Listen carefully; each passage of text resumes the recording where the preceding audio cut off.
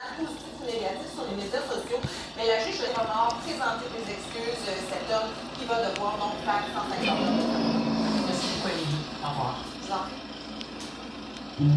Maintenant, à Saint-Hyacinthe, l'enquête de la Sûreté du Québec se poursuit pour essayer de faire la lumière sur la mort absolument tragique d'une fille de 13 ans qui sont venus hier. L'adolescente avait perdu la vie l'après-midi et a été happée par un camion sur le bord de la paroisse. Charlotte, tu connais encore l'histoire de camion qui happe un vélo.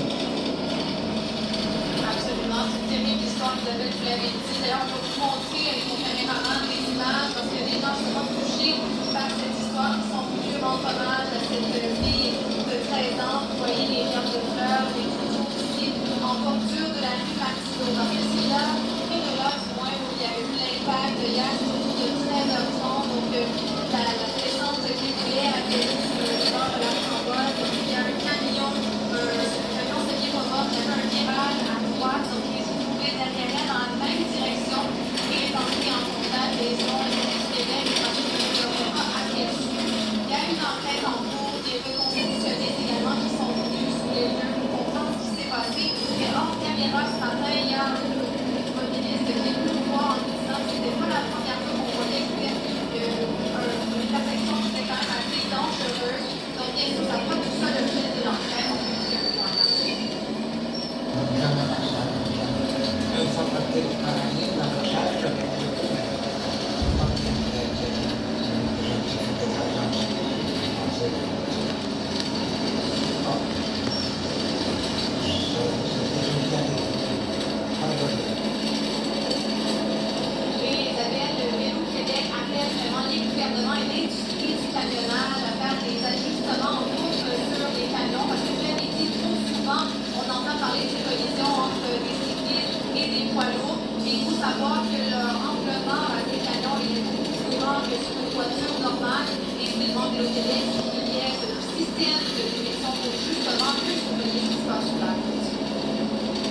Les camions sont surreprésentés dans les collisions mortelles et graves avec les usagers généraux. Ça, on le sait.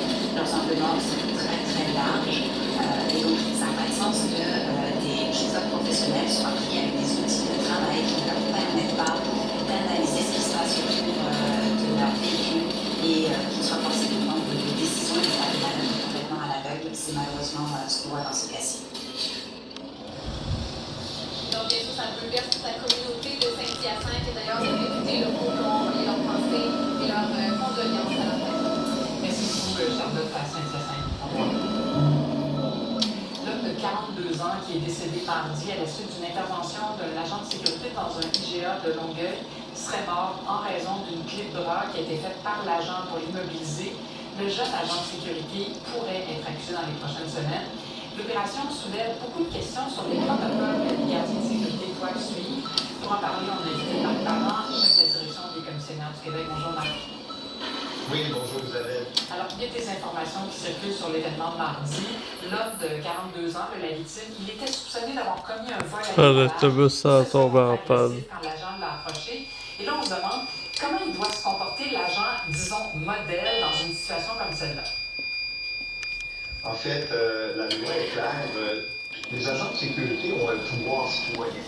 Donc, lorsqu'il y a une intervention nécessaire qui doit être faite justement en cadre d'un mandat de sécurité sur des lieux comme l'on parle ici de l'épicerie, donc c'est d'utiliser la force nécessaire, proportionnelle et raisonnable. Bien évidemment, on n'a pas tous les détails de l'intervention et de l'infraction qui a été commise. Toutefois, dans le monde de la sécurité privée, il faut toujours s'assurer que, en fait, nos agents de sécurité, premièrement, aient la formation nécessaire pour bien exécuter leur mandat. Et si dans le cadre du mandat, le mandat qui est demandé, selon les sites sur lesquels les agents de sécurité vont travailler, on doit s'assurer aussi de leur donner la formation de base en usage de la force. C'est une formation d'environ une vingtaine d'heures, et formation dans laquelle aussi on les sensibilise sur les soit raisonnable, nécessaire et proportionnel. Évidemment, si on sent que ça peut dégénérer, ce qu'on demande à nos agents de sécurité, c'est de se retirer, de prendre le recul pour ne pas provoquer ce qui pourrait amener des lésions corporelles pour l'individu, mais peut-être aussi pour les humains. Toutefois, dans notre mandat,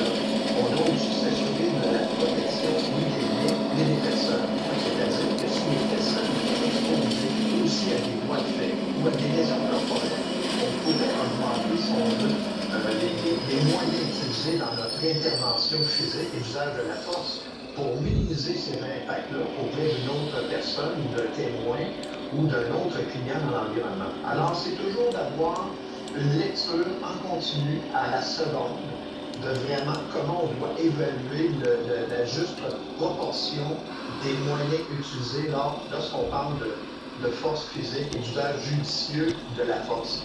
Et sincèrement, Isabelle, ça demande aussi un jugement en temps réel, qui même, on sait, pour les policiers, parfois, peut être très demandant.